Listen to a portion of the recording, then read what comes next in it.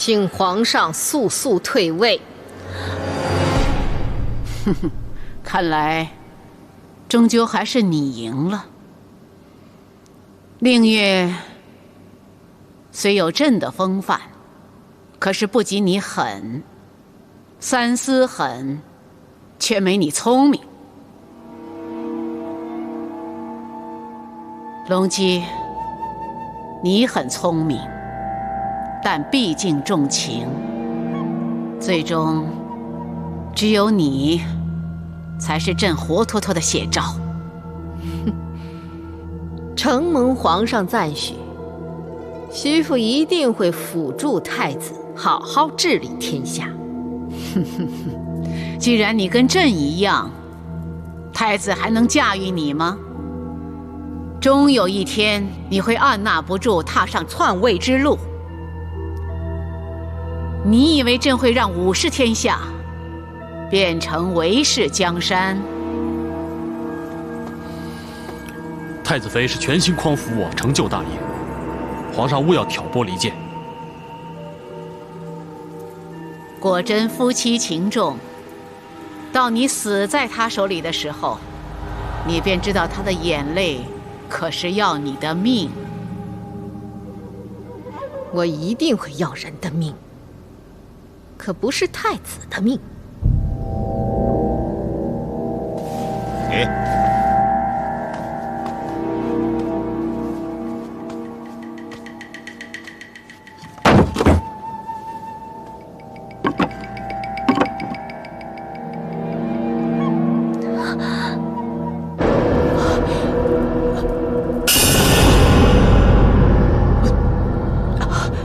虎狼，刘郎，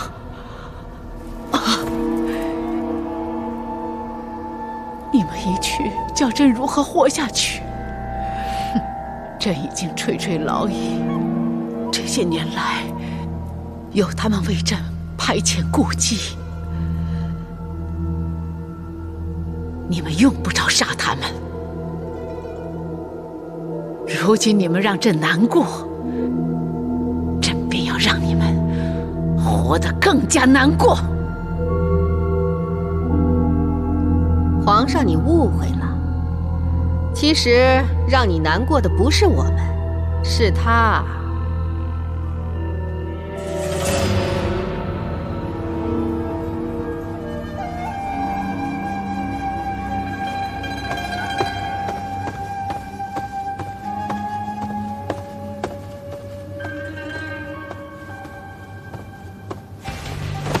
婉儿叩见皇上。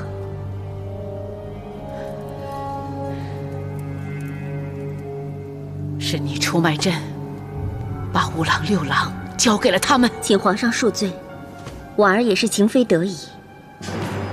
在宫中，要生存到最后，便要依傍最大的靠山，这也是皇上教婉儿的。婉儿知道，皇上始终对婉儿跟六郎的事耿耿于怀。更何况，皇上年事已高，如果婉儿不另谋出路的话，婉儿恐怕很难生存下去。王朕对你如此信任，对你委以重任，你竟然投靠他们，而如此出卖朕！你已经看过锦盒内的东西了吧？你把它给了太子妃。委以重任是真，可相信婉儿却未必是真。皇上将婉儿跟张氏二人送到城外去，难道不就是为了监视婉儿吗？这两个小人早有谋反之心，此举无疑是送羊入虎口。婉儿也是为了自保，献宝卖主，情非得已啊。连那两个跳梁小丑也敢造反，朕早知道你们所有的人都会害朕，朕想不到竟然连你们这些微不足道的蝼蚁都想造反，这才是天下最大的笑话！最大的笑话！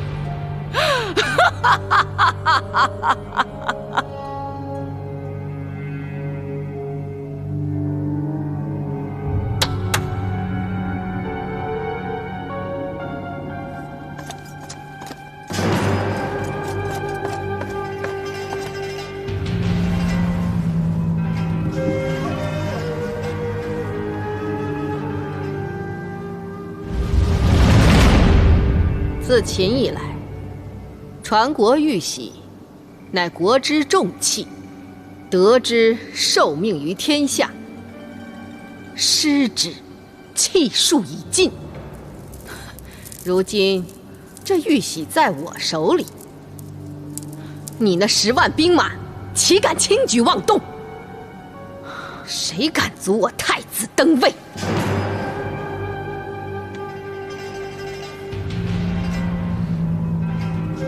死老太婆，你气数已尽。那又如何？没有朕的旨意，他们是不会轻易退兵的。你们高兴得太早了。那么好，你们2个上来呀！当一队坐困愁城的帝后，当一队坐困愁城的帝后吧！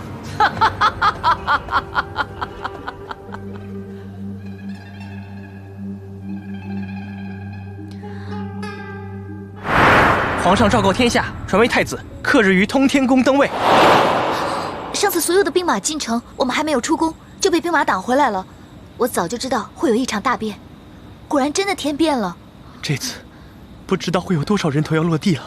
哎呀，多少人要遭殃啊！这个怎么办？这一次，我出人头地的机会来了。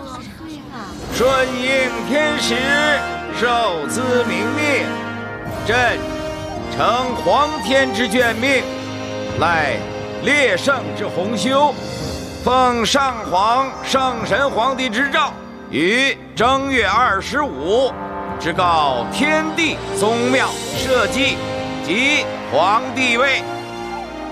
深思付托之重，实切敬业之怀，望室内之臣不懈于内，忠志之士忘身于外，大赦天下，与民更始。钦此。神龙元年正月25日，太子李显即帝位，册封韦氏为皇后，封相王李旦为太尉，太平公主加号镇国，梁王武3司进位司空，访宫女3000，另免金岁税赋。正月26日，上皇帝武曌移居上阳宫。2月7日，新帝李显率百官拜谒上皇帝，上尊号则天大圣皇帝。2月初4，新帝复国号为唐。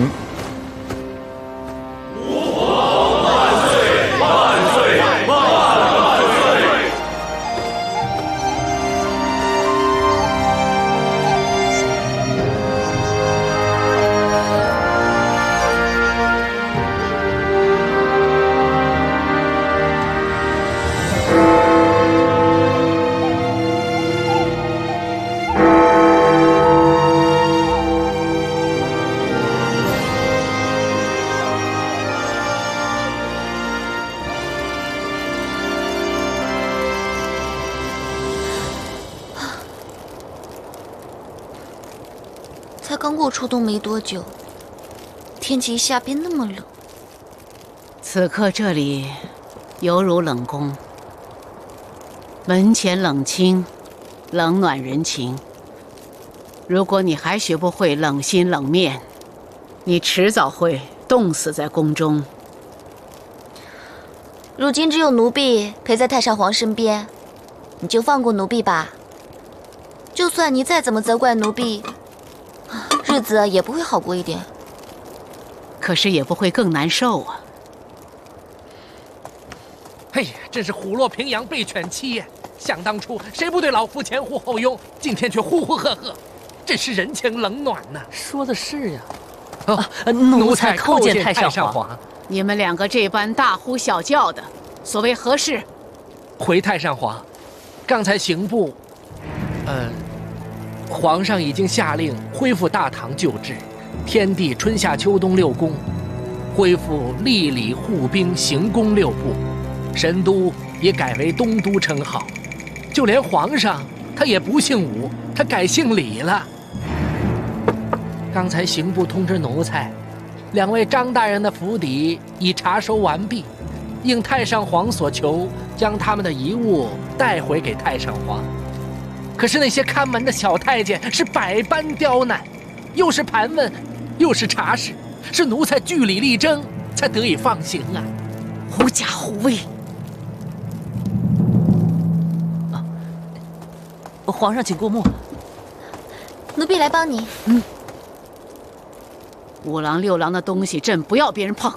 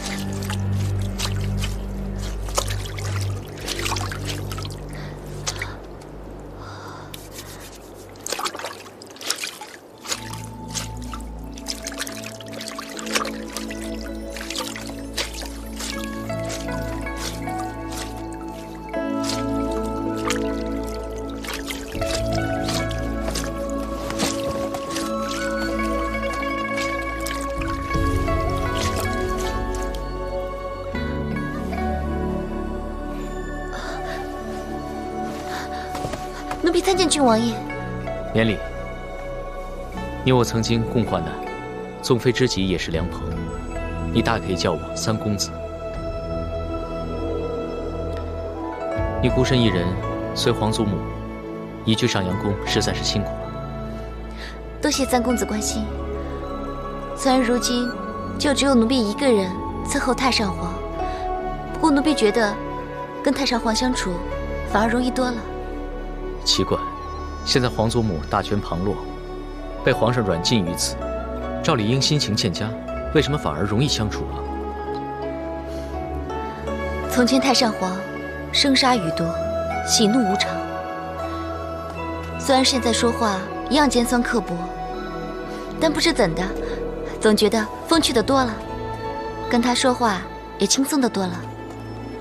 皇祖母一直背负天子大权，不但被压得喘不过气来，连人性也几乎泯灭了。如今失去大权，反而让他得到了解脱，终于恢复了人性。如此说来，那太上皇是因祸得福了。孟凡，可否留心皇祖母的举动？若有什么情况，马上通知本王。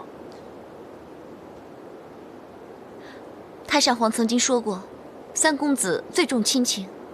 可是如今，太上皇只不过是一个年老多病的老人家，3公子何苦要如此对待他？本王这样做，也是为了皇祖母她老人家好。这大半年来，10万兵马依然屯兵城外，皇祖母始终不肯下令退兵。皇上皇后深感害怕，秘密调动各地兵马。皇祖母又怎么会想不到呢？所以兵戎相见，早晚之事。如此说来，那百姓岂非又要活在兵荒马乱之中？如果事情真到了那个地步，以皇后的品性，宁愿玉石俱焚，也绝不会让皇祖母得逞。如此一来，皇祖母难免危机四伏，所以我才需要你来帮我这个忙。3公子未免干戈大起，为保太上皇性命，奴婢实在佩服。不过，奴婢不能出卖太上皇。这怎么能算是出卖呢？太上皇最痛恨人家出卖他。上官大人的事情已经很让他心痛，他现在有病在身，就连服用丹药的事也是由奴婢一个人负责。可见太上皇只信任奴婢一个人，所以我绝对不能做出同样的事情。更何况奴婢相信太上皇也不想看见兵戎相见的。早年他废了李氏皇帝，然后自封为帝，之后把起兵反对他的人全部杀绝，今天也会是一样的。不一样的，我不懂该怎么说。总之，我就相信他不会。纵使你没有看错皇祖母，可是皇上、武三思，就算是本王和我爹，为了争夺天下，都会不惜一切的。如果你真的要站在皇祖母那一边，那就千万要小心了。多谢三公子关心，奴婢定当谨慎小心。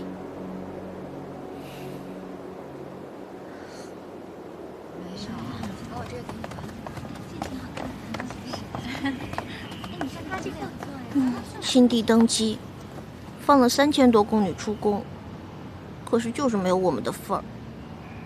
你不是自愿进宫的吗？怎么又想出宫了呀？当初入宫只因家贫，只为混个3餐温饱。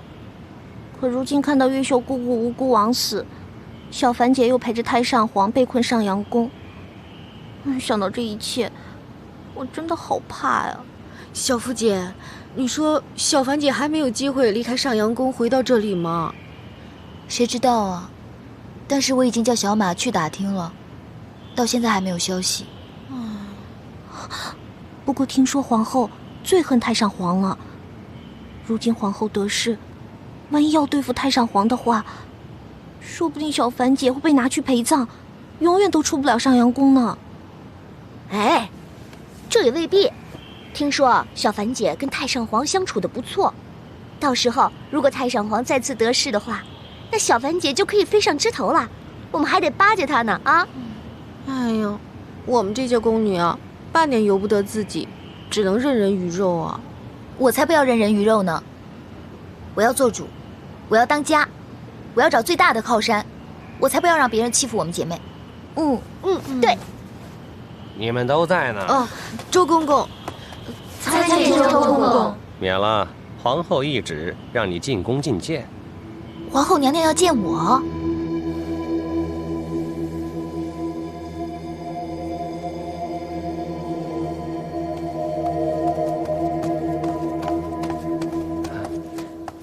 娘娘。奴婢叩见娘娘。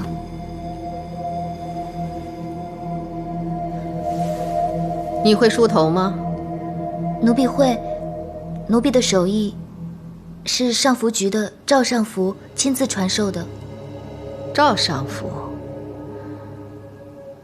从前那个死老婆子一直找他梳头。来吧。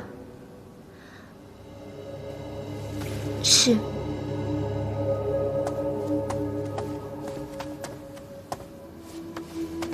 奴才告退。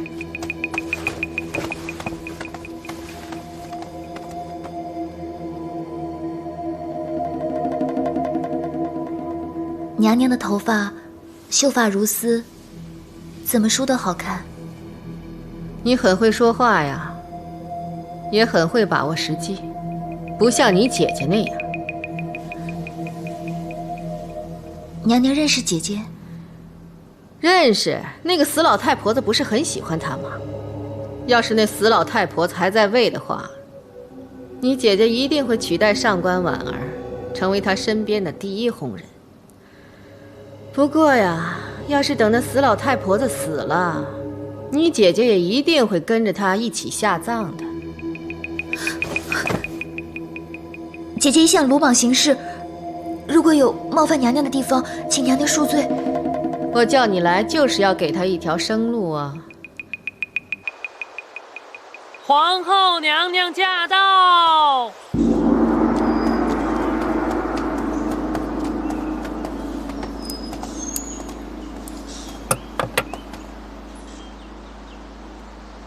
媳妇叩见太上皇。奴婢叩见太上皇。奴婢叩见皇后娘娘。听闻太上皇凤体为何，媳妇特来拜见问候。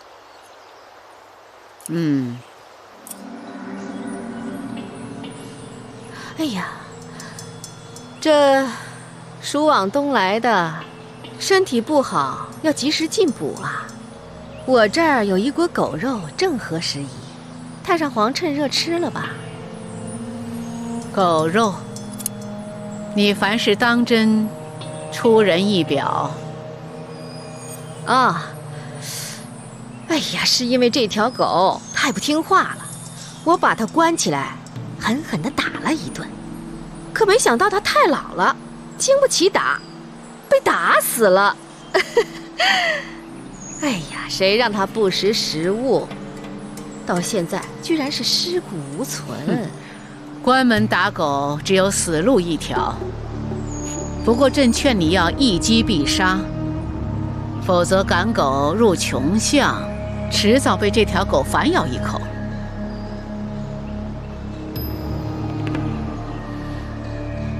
孟凡，本宫不吃狼心狗肺，喂狗吧。奴婢遵命。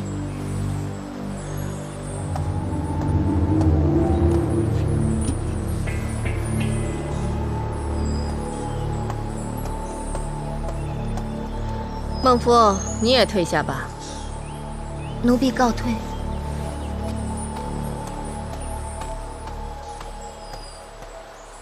如今已无旁人，你有什么话，尽管讲吧。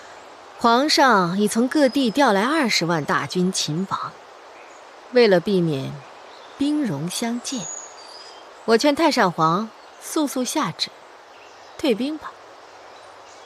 20万大军，有多少是三司的兵马？还是太平公主和八皇儿的？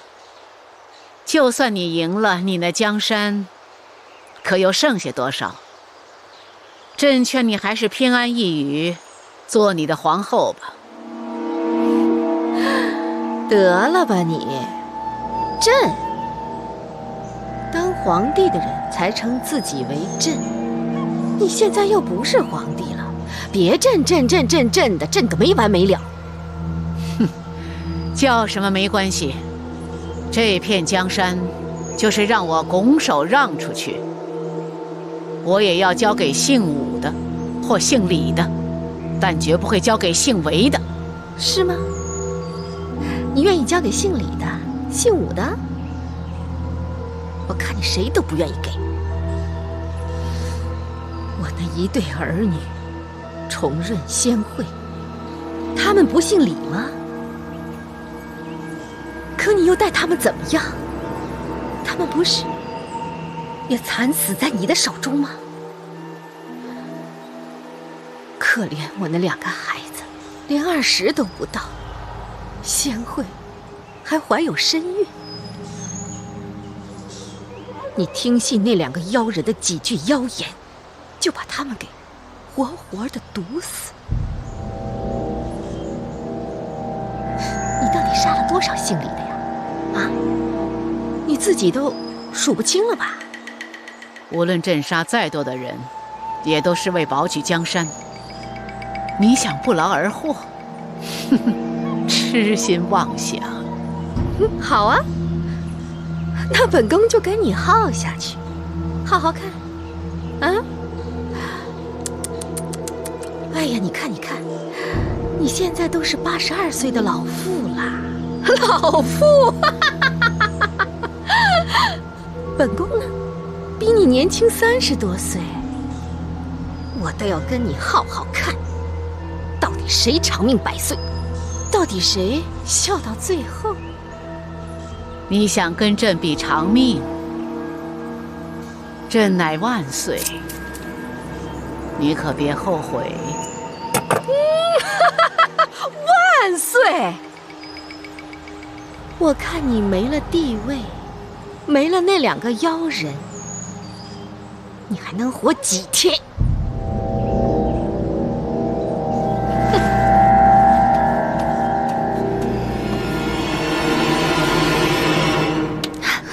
妹妹可好？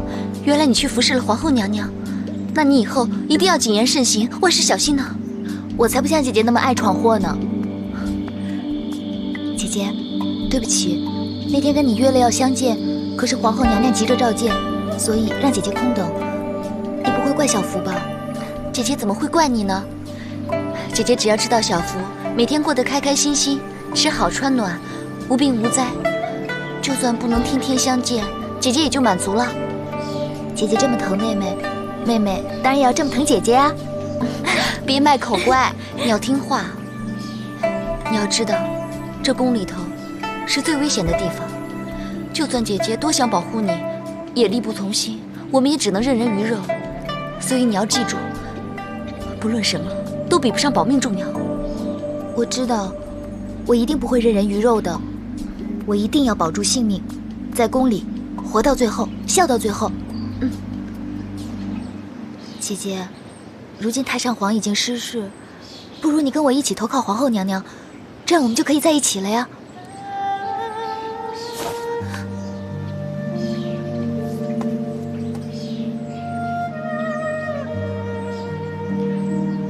是皇后娘娘让你来跟我说的。是，她要你打听太上皇的一举一动，如有异动，及时禀报。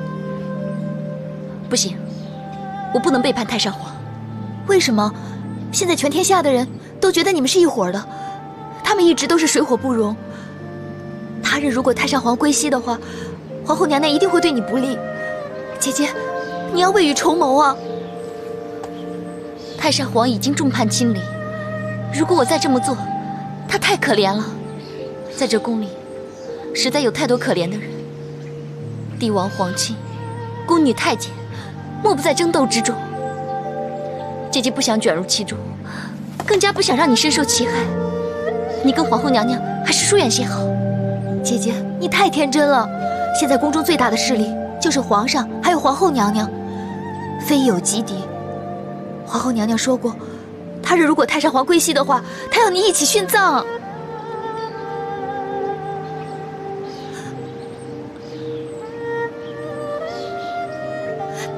这是最后的机会。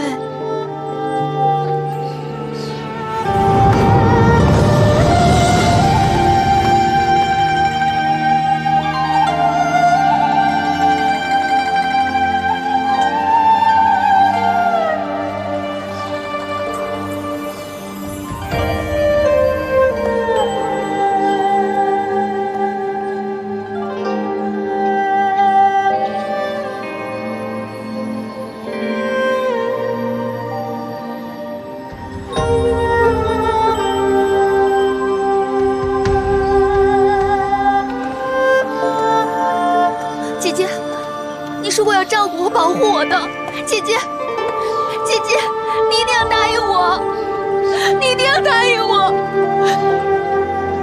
你一定要答应我。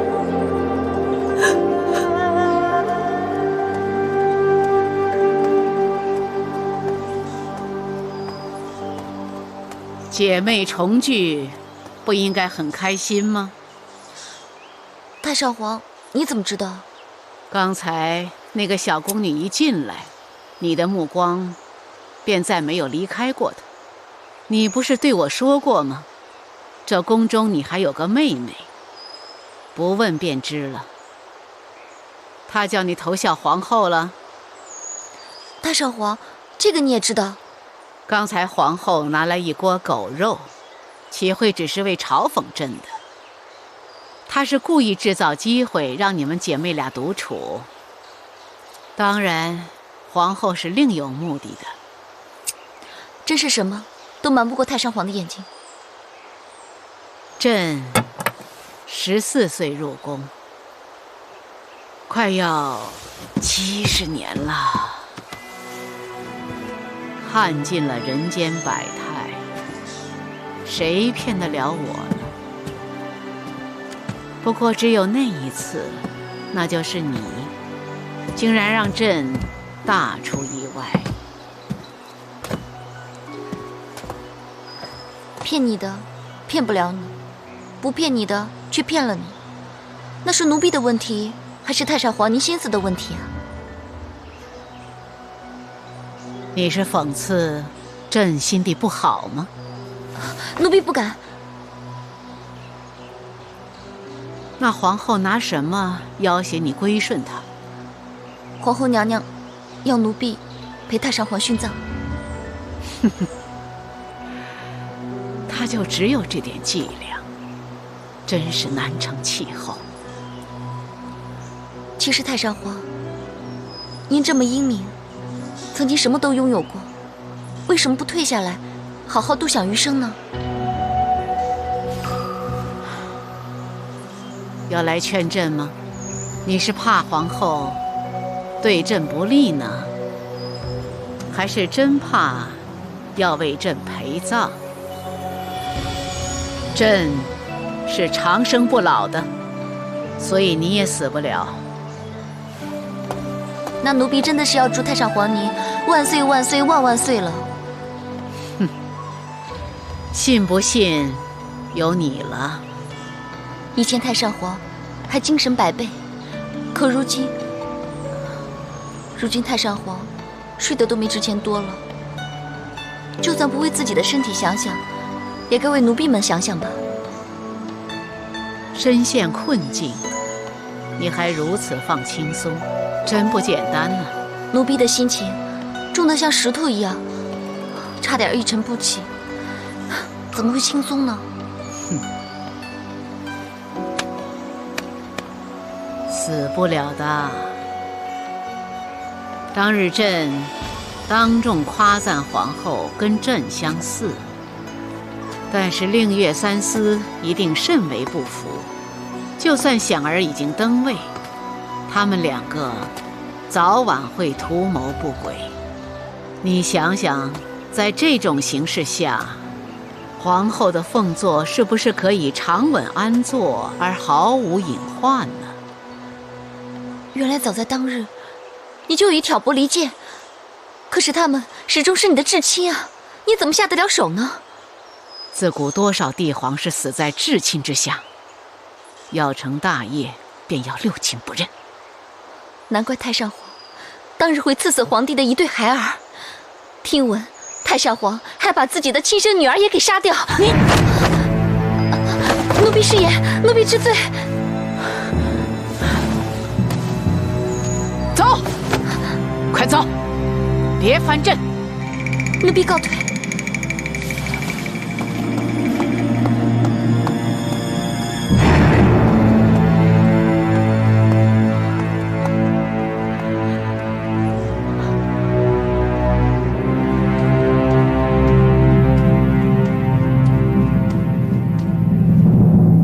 奴婢参见娘娘。免了。孟夫啊，那件事情你姐姐答应了吗？答应了，当然答应了。有谁是不怕死的呢？好啊。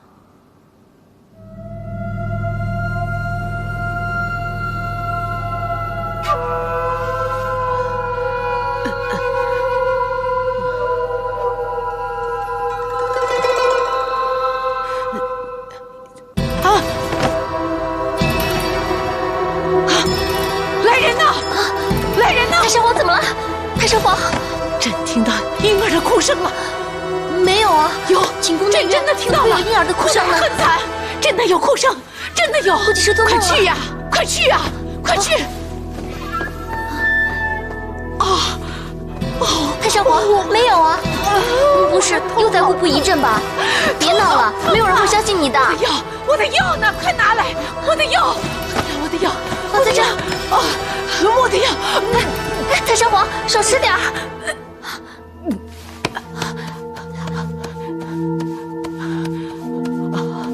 怎么样？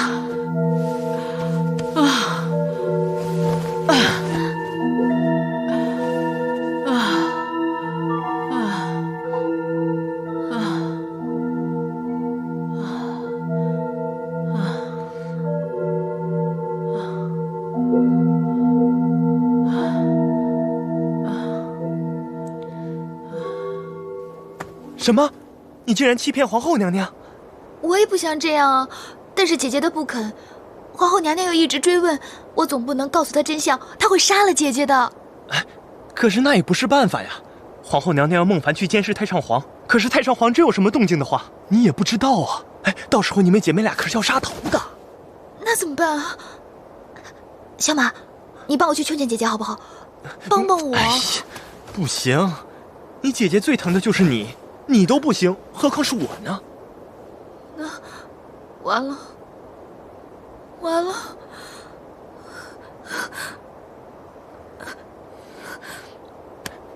孟福，孟福，我再帮你想想办法就是了嘛。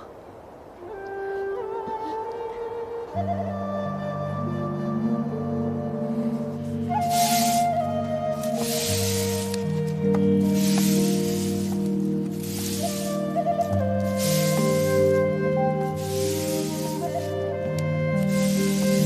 凡，小马，小马，你怎么跑这里来了？这里可是软禁太上皇的地方，要是被误会了，可是要杀头的。哎，这不天气慢慢转凉了吗？内侍省让我送点木炭过来。哎，对了，听孟福说皇后娘娘要挟你，要把你给太上皇陪葬，你到底有什么打算？我也不知道，船到桥头自然直吧。孟凡啊，有的时候在宫里自私一点，没有人会怪你的。我知道，我也很自私，我不想死，我也会想尽办法保命。但是，我不想为了保命而赔上别人的命。我知道你一向很固执，可是万一到了危机存亡的时候，希望你想想孟福，不要以身冒险。我明白，我还要打扫，你把东西先放那边吧。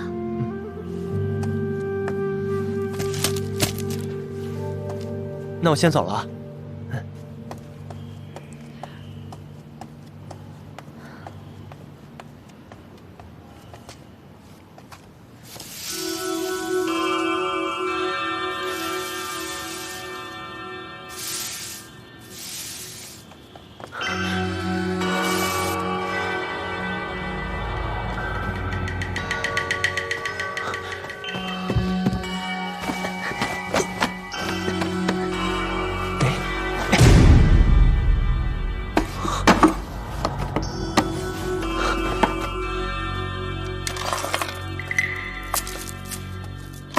小马，你在干什么？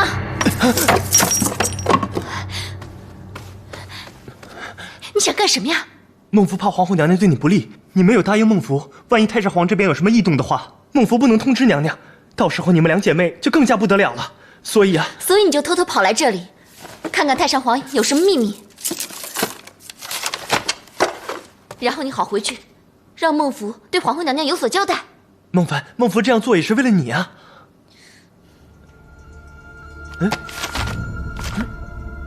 这不是石经金光藏景陆行神经吗？这是本道书啊，我还以为有什么秘密呢。这是什么书啊？啊，这你就不懂了吧？告诉你，鲁公公曾经跟我说过这么一个故事，说春秋的时候，周烈王太子姬晋，他呢遇到了一位仙人。仙人教他的这套石经金光藏景陆行神经，说只要练30年，练成了金丹，便可麒麟跨凤升到天上去，人称升天太子。这个不就是活脱脱的神仙故事吗？两位国公爷，干嘛要收藏这个东西呢？我想，也许他们跟秦始皇的想法是一样的，想成仙吧。哎，每个朝代的皇帝都想长生不老。真没想到，二张这两个妖人也想成仙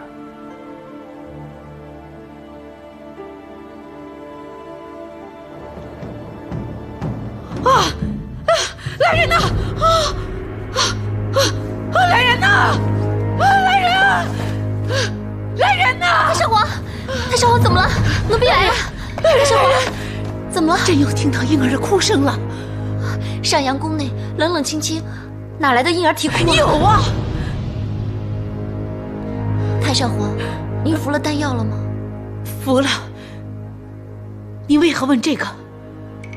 太上皇不是跟奴婢说过，太上皇是长生不老的吗？所以奴婢也死不了啊。你想说什么？太上皇为什么会喜欢两位国公爷呢？是因为他们年轻，还是太上皇以为他们可以令你年轻呢？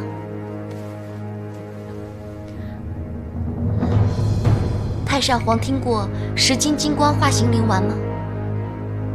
你看了五郎六郎的遗物啊？奴婢本来以为太上皇是为他们的死而伤心，却原来是为自己在伤心。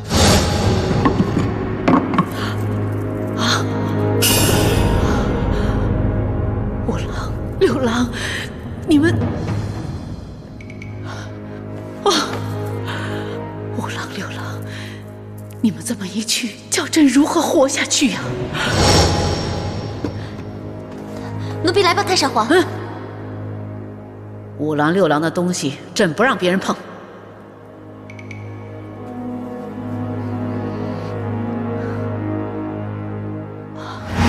因为他们死了，就没有人为太上皇去炼制长生不老的丹药了。